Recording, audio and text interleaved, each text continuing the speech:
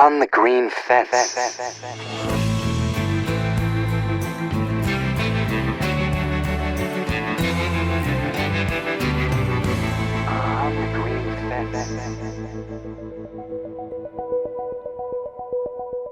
We made plastic in the first place, so we should be able to keep the material in the loop, design them in a way that they're easy to be kept in the loop.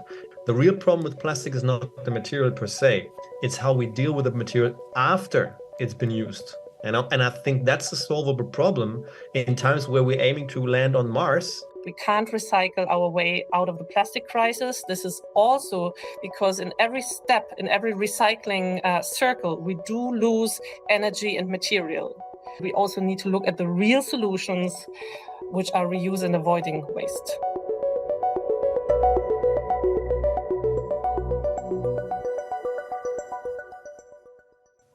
I'm Neil King, and you're listening to On the Green Fence. This is the 5th instalment of our series about plastics, and in this episode, we'll be looking at recycling. Is it up to the task of stemming a plastic pollution crisis? And what needs to change to keep plastics in the economy rather than in the environment?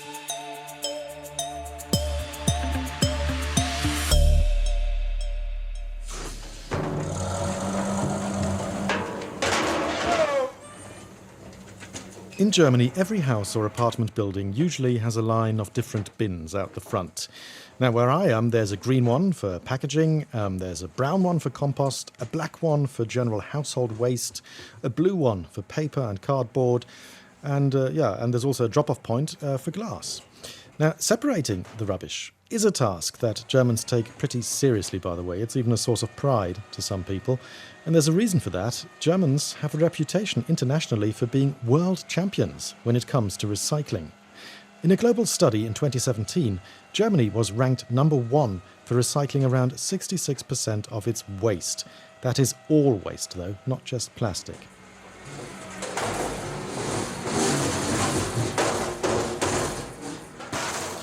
But the reality after that rubbish is collected isn't so rosy. I was rather shocked to find out that even after we separate our plastic waste here in Germany, more than 50% of it is in fact burned. Official statistics say a little over 40% is recycled. First of all, Germany is a plastic production champion in Europe. So 1/4 of Europe's plastic is actually produced in Germany. So we're looking at a really big and powerful chemical plastic sector. That's Janine Korduan, a senior program officer for circular economy with Friends of the Earth Germany. And as you can probably tell, Janine is not impressed by Germany's supposed recycling prowess. She says the current recycling rate isn't something to be excited about. That is more than the global 9%. So that is good, but I wouldn't call us a recycling champion because there's still a lot to do. We also need to look at other points of the waste hierarchy, which means avoiding waste and reuse. And only the third step is the recycling.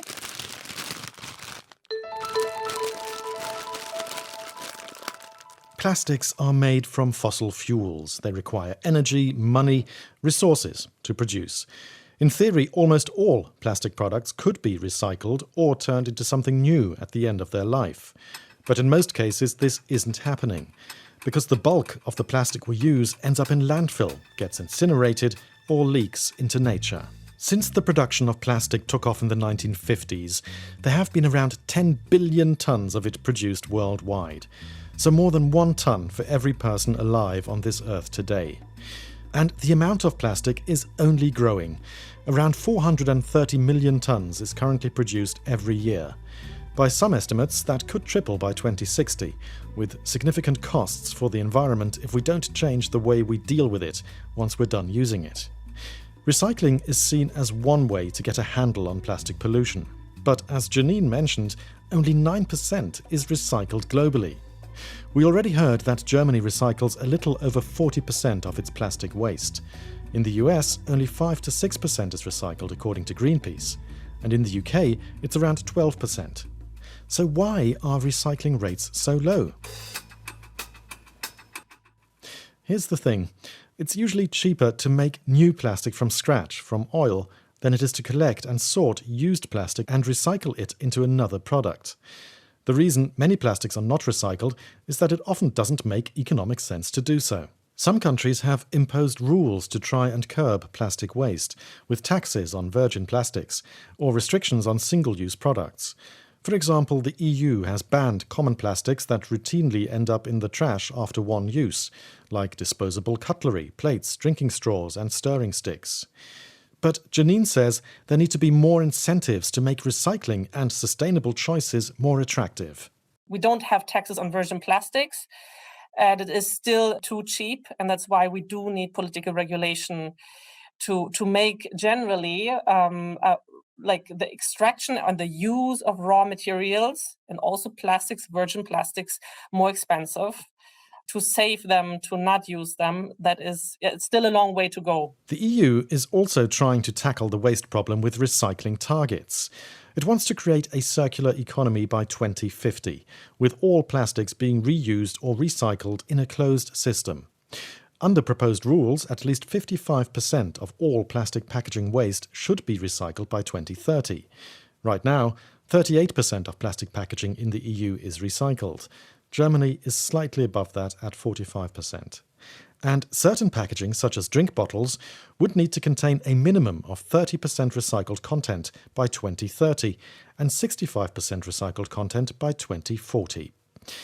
Let's get the plastic industry's take on these quotas, because they're going to require a shift from the way plastics are designed to the way they are dealt with at the end of their life. Needless to say, the investments that need to take place in driving circularity and accelerating circularity are huge. Far-reaching reorganizations are happening of the production, the technology base, the assets, to really speed up this transition. This is Virginia Janssens. She's the managing director of the trade association Plastics Europe. That regulation could be really a game changer for incorporating recycled content in plastic packaging. So we are really looking. So at the same time, we are investing in this space, but also working with the Commission and the co-legislators to make sure that the enabling framework and the legislative targets are there to create that demand. And when I say demand, so these targets will really help us boost the market for those secondary raw materials, if you like, and reduce at the same time the need for virgin primary raw materials and reduce greenhouse gas emissions. Because needless to say, you cannot decouple circularity also with the low carbon objectives in this space. But indeed, those financing mechanisms as well need to be put in place so that at least the value of plastics waste also increases, and then achieving that circular economy.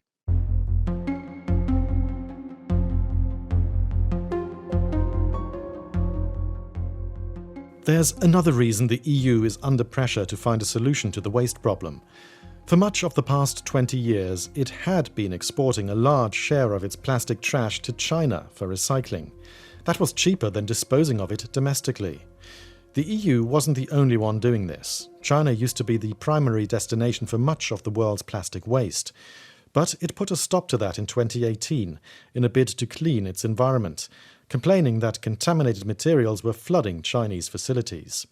A side note, that ban was the culmination of a major campaign by the Chinese government to crack down on poorly sorted waste from Western countries, and it was called Operation Green Fence. No relation to this podcast, but I thought it was interesting mentioning that nonetheless. Anyway, this led to a dramatic drop in plastic exports, with countries like Germany and the US suddenly forced to find other ways to deal with their plastic waste. The EU has also since tightened rules for exporting plastics. Germany now sends 5% of its plastic waste to other countries, mostly to Malaysia, the Netherlands, Poland and Turkey. In 2021, it exported around 766,000 tons of plastic, 1/4 less than in 2020. It's the third largest exporter of plastic waste behind the US and Japan. The EU as a whole exports around 15% of its plastic waste. Controversially, exported waste is usually counted as part of the recycling rate, even though it may not always be recycled at the destination.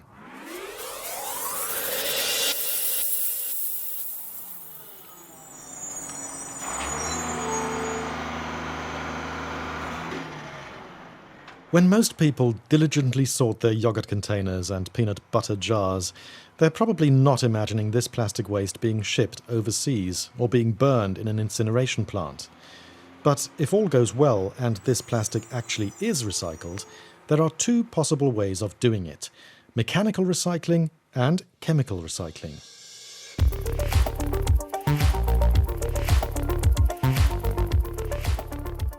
Mechanical recycling is by far the most popular. Almost all of the plastic waste in Germany that is recycled is processed this way, while chemical recycling is still in the early stages of its development. So, with mechanical recycling, the plastic gets separated and washed. Its chemical composition doesn't change, but it gets ground down into pellets to be used for making new products. So what are the downsides? Number one, this whole process, the sorting and the cleaning, is expensive. It's generally cheaper to make new virgin plastic from scratch out of oil. Of course, that can shift depending on the oil price. So often there's not a very strong economic incentive for collecting and sorting plastic waste and then recycling it this way. Number two, plastic degrades each time it is recycled mechanically. So products can only go through the cycle a certain number of times before ending up as waste. That's why PET water bottles, for example, are often downcycled and used for fibers in clothing or carpet.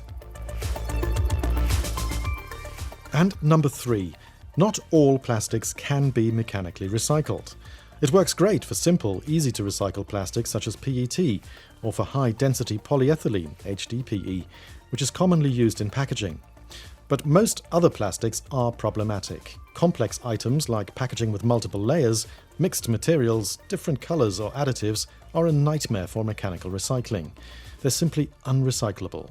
It's the same for tires and construction waste. So these are some of the key problems behind our sluggish recycling rates. What mechanical recycling has going for it, though, is that it has a lower carbon footprint than making virgin plastic from oil. By some estimates, it also emits 50% less greenhouse gas emissions per metric ton of plastic product than chemical recycling, and 60% less than incinerating plastic for energy. So it's often the best option from an environmental perspective. Mechanical recycling could become more efficient in the future with better separation processes and technology. Janine from Friends of the Earth Germany says streamlining the design of plastic products to ensure they won't be rejected by recycling plants could also make a huge difference. We do have the problem of some packaging products that consist, for example, of 7 layers of different plastic types, and that cannot be recycled mechanically. We need to ask the questions, do we need packaging that consists of 7 different layers of plastic types? Do we need packaging that consists of composite materials, so for example, paper with plastic to make it look green and eco? We do see and understand that this is difficult, but we still say that product design is the key, and we can start doing this homework right now. We can go to mono materials. We can stop producing packaging material that consists of 7 different layers of plastic and paper. It's hard to do, but it is possible. Why is it hard to do, Janine? Perhaps if you know, why is that hard? Is it the marketing people that are calling the shots here, that are saying they have to, it has to jump out at you, you have to be able to pick it off the shelf right away, or why can't we change this? It's definitely marketing, and that's why I always propose we should have standardized, reusable, refillable packaging, and then all the individual stickers, for example, could fulfill a bit the marketing part. The second problem is also that many products travel a long way. So they are produced somewhere, they are packaged somewhere, and then the transport way is very long. And this is also an argument that is used from industry, that refillable packaging needs to go back, needs to be washed, and then the eco-balance is becoming worse. But from our point of view, it is important to change the system. So we can also produce a good further away, transported with a standardized big container, for example, and then repackage it closer to the shops in Germany in standardized, smaller reuse units, put your super nice sticker on it, sell it in the supermarket and bring back the packaging. But of course, this would need a system change. We would have a new packaging system. We would have also new owner structures. Who owns the package? These are also very important questions that need to be addressed. It is always simpler to use a single-use plastic packaging that is then just burnt afterwards.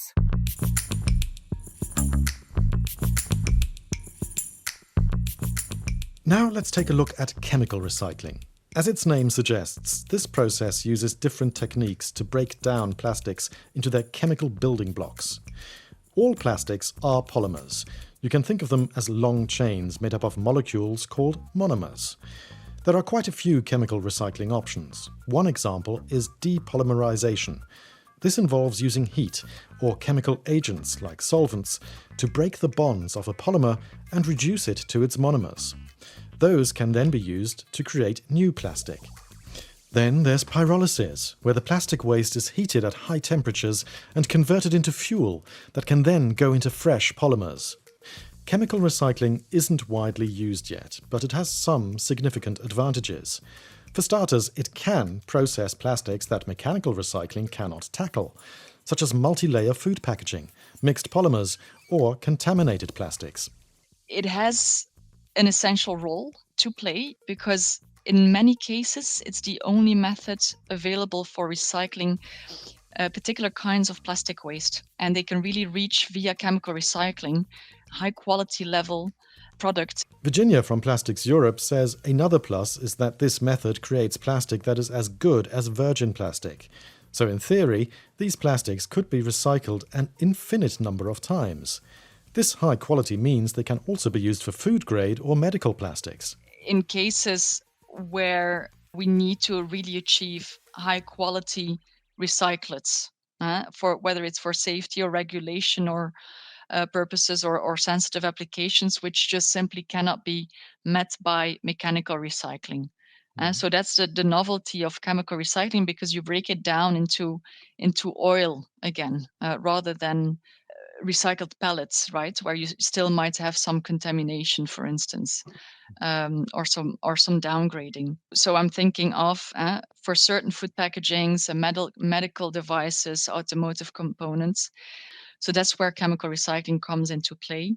And it really gives a second or third life to plastic waste streams, which would otherwise also be incinerated or landfilled, right? So that is also the benefit, of course, or illegally exported.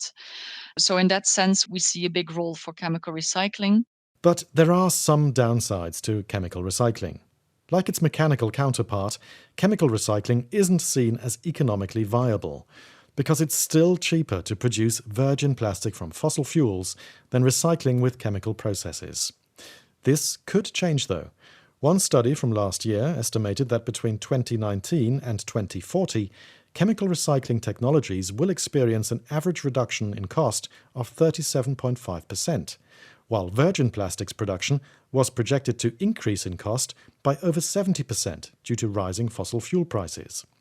But this aside, Virginia is convinced that scaling up chemical recycling is crucial for reaching the EU's recycling targets. Our membership base has announced planned investments for chemical recycling in Europe up to, I believe it was 8 billion by 2030. But it's important to say as well that we see this as a complementary recycling mechanism next to mechanical recycling. It's very important. We need to accelerate quite a bit if we want to reach the 30% recycled content target, that's for sure.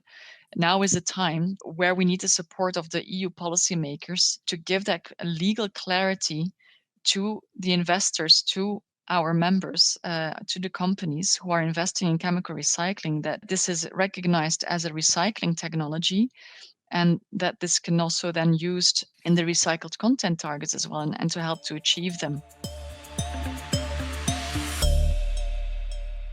Chemical recycling has a smaller carbon footprint than producing virgin plastic from fossil fuels and burning it, but it is still energy intensive.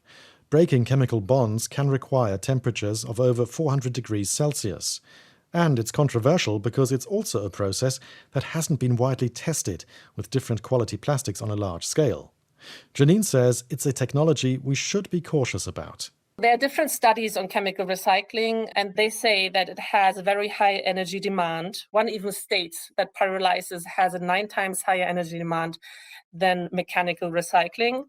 So this is a problem because there will never be unlimited green energy. Also, energy production relies on limited resources. So we need to look at our energy use. With chemical recycling, we also have unwanted byproducts. For example, coke in pyrolysis. And depending on the process, it can even become a fluid. And this needs a substantial effort actually to take care of that fluid. Burning, for example, is really bad for the climate. So what we also know about chemical recycling is that we don't know enough. We don't have enough independent data that does not come from industry. We have many questions and many insecurities. It's important to mention that the greenhouse gas emissions can vary depending on the type and quality of the plastic waste, the chemical methods used to break it down, and the location, as well as the energy mix. Virginia from Plastics Europe says that despite its footprint, chemical recycling still has a huge potential. Indeed, there's still the energy consumption of chemical recycling, for instance, but we would challenge that point and say, okay, guys, but actually we prevent waste going to incineration or landfill, where there is a bigger energy intensity as well. So in that sense, chemical recycling is a better option. But mechanical recycling will have to be used. If possible, mechanical recycling is the go-to recycling technology because also there, indeed, the environmental footprint is better today. But we will just need some time, space, and a regulatory framework to get going, to speed up, to scale up, and to get better in our technologies as well.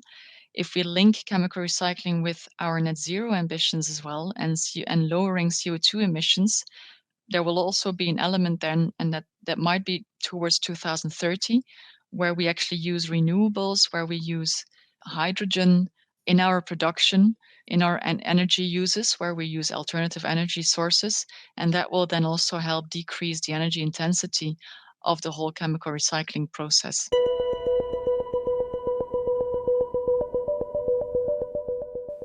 There are efforts underway to scale up this technology. Here in Germany, the US-based Dow Chemical Company and the UK's Mura Technology are building a chemical recycling plant in Böhlen, near Leipzig. It's scheduled to open in 2025 and is expected to be Europe's biggest chemical recycling facility, with a capacity of 120,000 tons a year.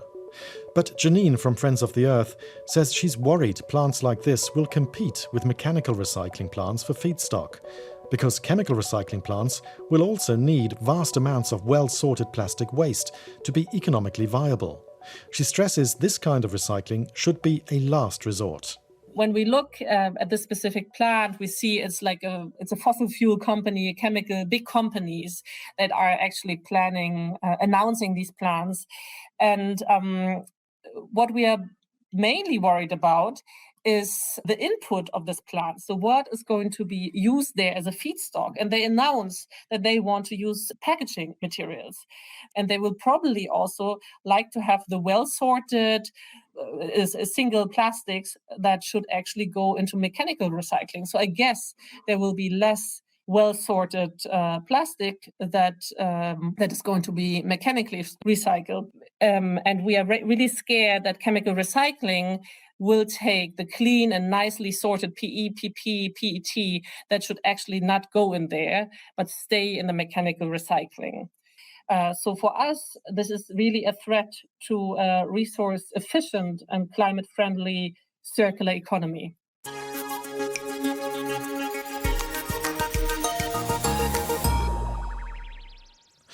The UN says accelerating the market for plastics recycling by making it a more stable and profitable venture could cut plastic pollution by 20% in the next 20 years. But for that to happen, recycled materials need to be able to compete on a level playing field with virgin materials. And there needs to be enough plastic waste feedstock available. And for that, there first need to be good collection and sorting systems in place globally. Now, that might sound obvious, but it's estimated that there are around 2 billion people currently not connected to any waste collection systems. So that's a really big challenge.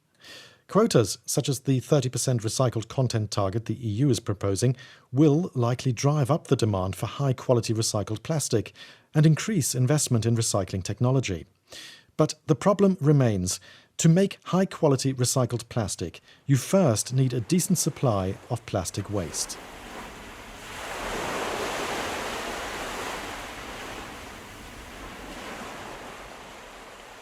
It's a lifelong dream of mine to travel the world with a backpack for 1 year, which is what I did. And it was there 6 months into the journey between Colombia and Panama, where I sailed from Cartagena to San Blas Islands, like a beautiful trip, like supposedly.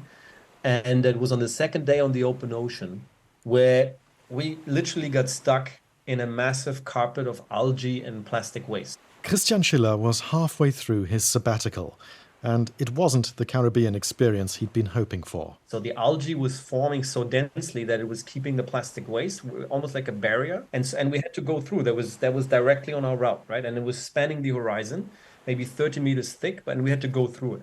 And this was the moment where I asked myself, what on earth are we doing?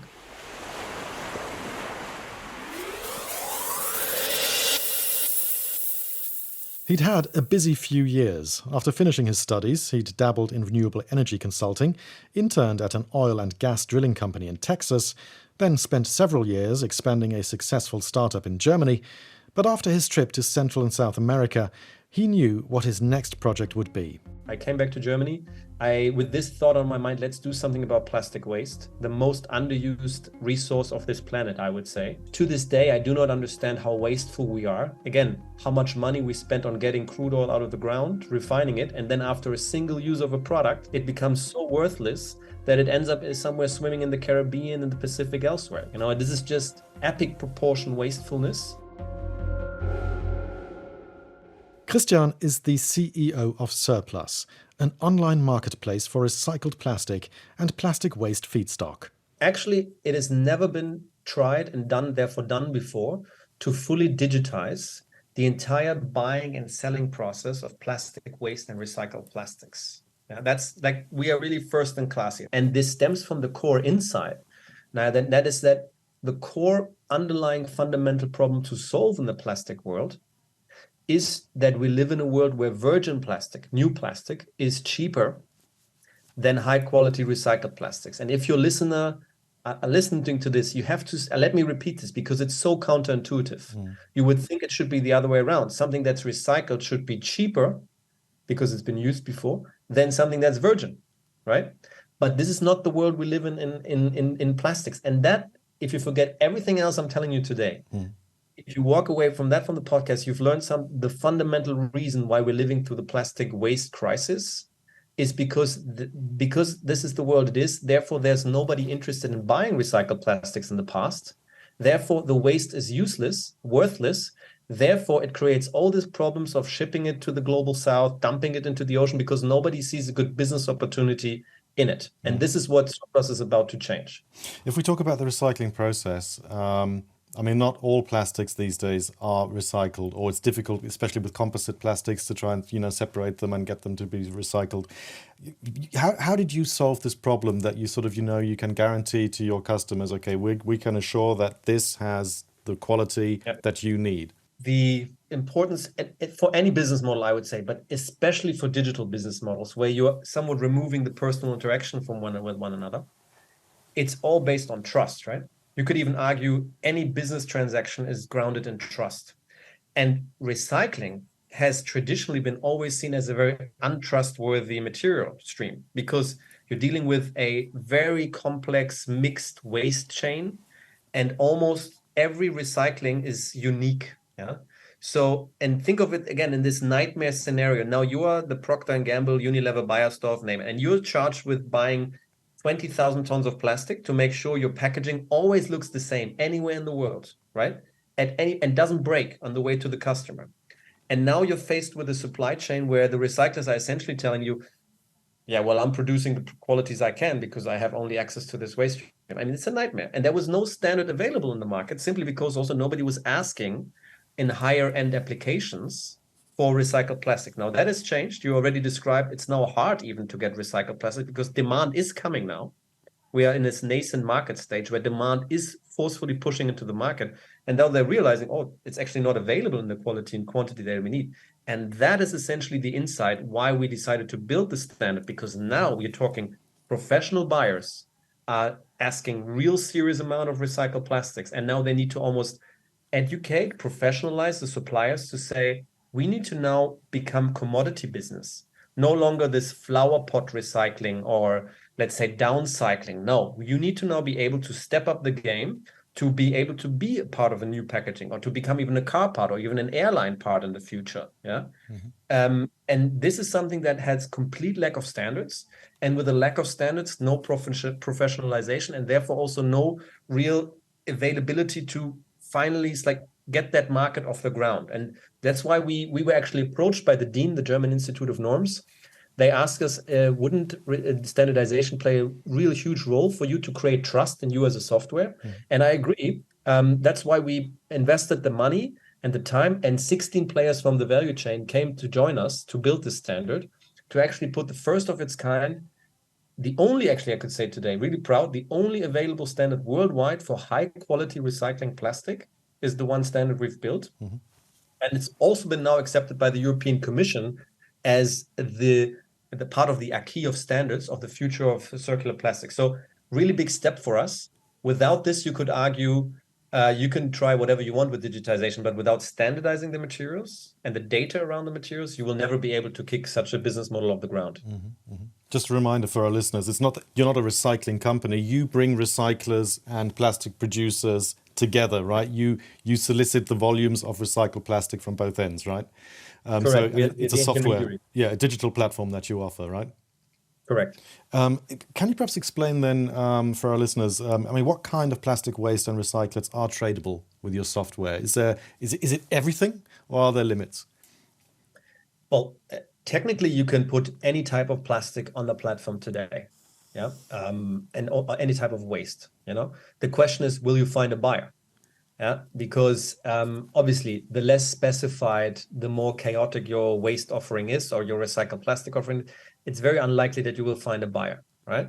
But yes, technically, we even have customers as far away from New Zealand, and we are a Germany-based company, but we have suppliers from New Zealand, from Nigeria, from China, and this is all word of mouth because we don't do any marketing in there. But it's just because it's a global market. Plastic is everywhere.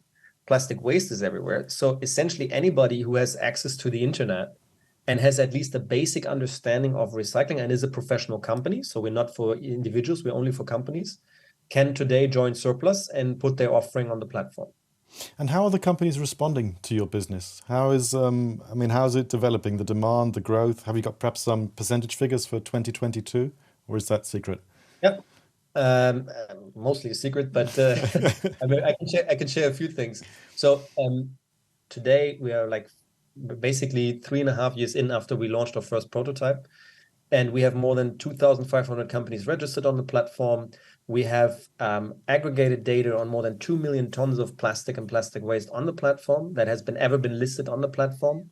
We are, as a digital intermediary between the seller and the buyer, always also a subject to fluctuations in the market. So what I can tell you, since October last year, we see numbers going down actually, simply because demand for recycled plastics has significantly been reduced. The only thing that counters that somewhat is that, at least in Europe, we see the packaging and packaging waste regulation, that once it enters into force, it describes minimum recycled content that plastic packaging in Europe will have to fulfill by 2030 and 2040. And these are highly ambitious targets.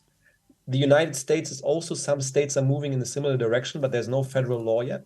If the market is so dysfunctional that virgin is cheaper, you can, of course, try to make virgin more expensive, or you can just also say, to get that recycled plastic market off the ground, say, you have to sell products with a certain minimum recycled content. So you have the safety as an investor, as a supplier, that you will find a buyer of your material. Therefore, you get that economies of scale going in a market that is really woefully underserved today. So like a quota that everybody has to meet and then automatically the demand for recycled plastic will always be there to a certain degree, at least, even if it's expensive. I mean, where do you see the biggest growth opportunities right now in terms of region, or also in terms of, a particular plastic grade that has perhaps been neglected with recycling? Geographically, it's Europe and India. And simply because India has already is ahead of Europe in terms of regulation, actually. But India is already, as of 2026, if I'm not mistaken, has minimum recycled content quota and all types of packaging brought to the Indian market. And as you know, this is a big market. So India, I think, is going to see the strongest growth in recycled plastics, and then followed by the European Union and the UK. United States, not so much, because regulation is not as forceful. But this in terms of geographies and in terms of type of material, I'd see the strongest growth in the so-called polyolefins market. And this is polypropylene and polyethylene. By volume, by far the largest plastics used worldwide, mostly in packaging, and also by far the least and hardest to recycle at this point. It's because it's very cheap. It's super cheap. And in the past, then therefore nobody recycled it. The real big challenge and also the biggest growth opportunity I see in polyethylene and polypropylene, if we find a way to get the material back safely, traceable to the recycler, and then have the products designed in a way that they are easier to recycle, and then have the recycling technology step up so that they can actually produce first, let's say, for the non-food grade packaging market, let's say cosmetics, detergent grades, and also for the home appliance industries. I would say these are the two markets I see are the most likely to pick up a significant amount of recycled plastics in the shorter time frame.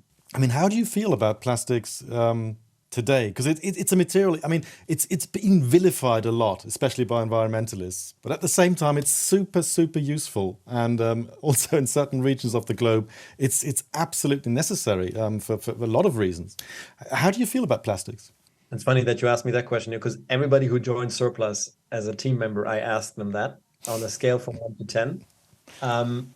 Because, I have a very ambivalent relationship, like you describe it. It's you cannot argue that plastic is not useful. Yeah, I mean, like you said, I think we couldn't have this phone call, you couldn't have this podcast. We would probably not be wearing our clothes today, because everything somewhat contains plastic. The modern life would not be possible, nor would it be to really combat climate change if we were to vilify plastic and say out with plastic. The question you must ask anybody who's criticizing this is also, what's the alternative? Are we going to package everything in aluminum now or in paper? And the eco-balance of these materials are not necessarily much greater. The real problem with plastic is not the material per se. It's how we deal with the material after it's been used. And I think that's a solvable problem in times where we're aiming to land on Mars. I think it's a very human-made problem. We made plastic in the first place. So we should be able to keep the material in the loop, design them in a way that they're easy to be kept in the loop. And then, you also reduce that harmful element that arguably is, and I give that to anybody out there, is the biggest issue around plastic. It's causing massive damage. There's no doubt about it. It's even in our bodies, but purely because we can't keep it in the technical loop. So I always say to your listeners and anybody out there, don't be a plastic hater, but be a hater of plastic in the environment. Yeah. As long as we do not have an alternative, and I'm all for alternatives as well, because the growth trajectory of plastics is just quite frankly scary. Just one data point for your listeners: by 2050, we will produce between 3 to 4 times as much plastics as we're producing today. Yeah, and we haven't closed the leakage into the environment. But there's just a scary data point at the end here.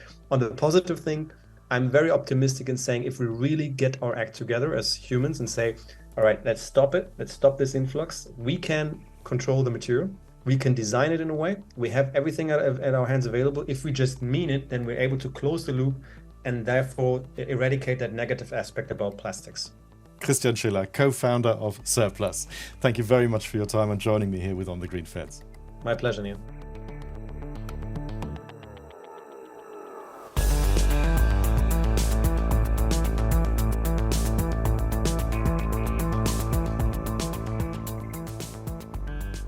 And that brings us to the end of this episode. And if I were to sum it up, we need recycling technologies to be able to wean the plastic industry off fossil fuels. But for the recycling system to work, it needs investment and better plastic design.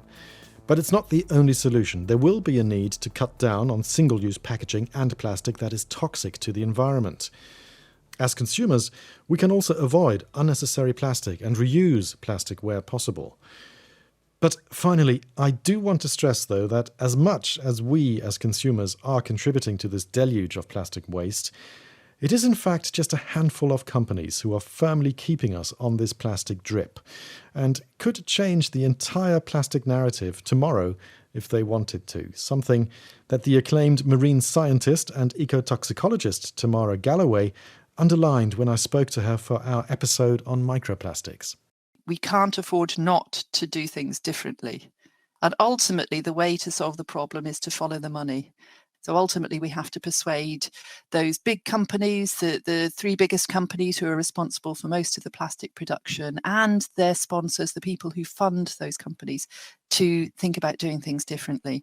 We do a lot of work in the Galapagos Islands, so the iconic islands in the middle of the Pacific Ocean, where the modern theories of evolution were born. It's iconic, it's beautiful. Do you want to be the company whose plastic bottle we take out of the stomach of a seal? Do you want us to show that brand and say, well, this is where your products are ending up? Of course you don't. You don't want your products to do that. So design things differently so they don't.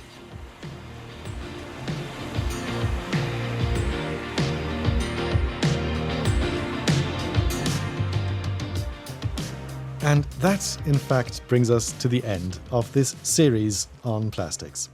But before I leave you, I just wanted to point out one more thing that became very clear while working on this series, and that was just how complicated the global web of plastic is, just trying to track down certain statistics for recycling, or emissions, or cost, or production were very tricky, and often there were conflicting findings and information. But we've tried to distill the research we did in the most accurate way possible, and also, hopefully, in a way that has been interesting and entertaining as well.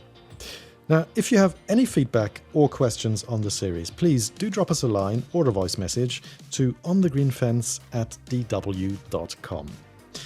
Now, we will be taking a longish summer break and a bit of a creative pause for now, but in the meantime, you can always listen back to all our episodes wherever you get your podcasts. Many thanks to my sound engineer, Ziad Abu Sleiman, and my colleague and producer, Natalie Muller. And a big thanks to all our listeners for your interest, your patience, your valuable input, and your very kind feedback. And if you're at a loose end today and haven't done so yet, why not take a few minutes to write a short and sweet review on Apple Podcasts? That would certainly make our day. That's it from me for now. My name is Neil King. Take it easy and take care.